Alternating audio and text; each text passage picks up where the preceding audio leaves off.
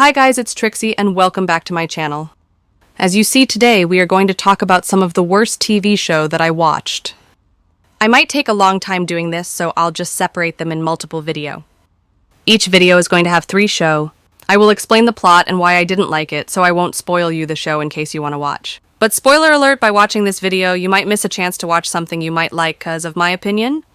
Let's begin.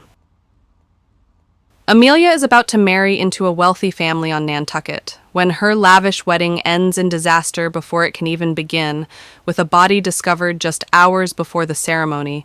Everyone in the wedding party is a suspect. So it got a 66% in Rotten Tomatoes means that is above average, but I wasn't hooked. I mean, it's a mini-series, so it's easy to binge watch, but I watch it on several days, even weeks. The plot isn't that bad, it's just that it's too slow. And there is a story in a story, and the final is kinda not wow, because it's those kind of series where they show you all the potential killer. So at the end, you like, okay, remains this person, so she or he is the killer. So here the cast. I'll give this show 4.5 out of 10 only because I finished it. If you look at the cast like this, you might think it's an all-white cast. But actually, there is an Indian guy who is a family friend, and the cop who work in The Murderer is a black man. Not too much diversity. But every show has its audience. So the second show I picked as the worst that I watched this year would probably be Vampire Academy. Lissa, a royal vampire, and her best friend and protector, Rose, navigate romance, class politics, and ancient magic at their boarding school St. Vladimir's Academy. As Rose trains to be a guardian, a mysterious bond develops between the two friends, and they must work together to decipher it, all while facing threats like the bloodthirsty and undead Strigoi. And again, it did well on Rotten Tomatoes, with 77%, but let me tell you, I didn't finish it. And I got even more mad when I learned that it's the producer of Vampire's Diaries who did it. I mean, I'll make a special episode about all those series we watched when we were younger and we liked, but when we grow up, we were like, what? So let's focus here now. So I watched the first 2 episodes, and I'm sorry to spoil here, but when Vampire dies in a car crash and need bodyguard, I don't get it. Let's call the show Human Academy, because how the hell you a vampire, but you need protection from a more scary vampire. So it didn't stick to me. When I watch a supernatural show, I need to be completely immersed inside.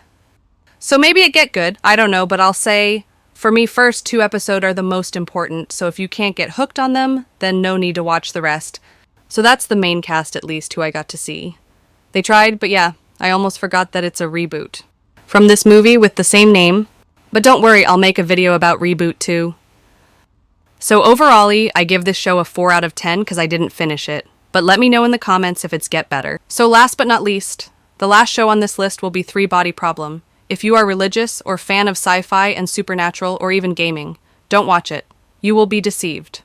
A fateful decision in 1960s China echoes across space and time to a group of scientists in the present, forcing them to face humanity's greatest threat.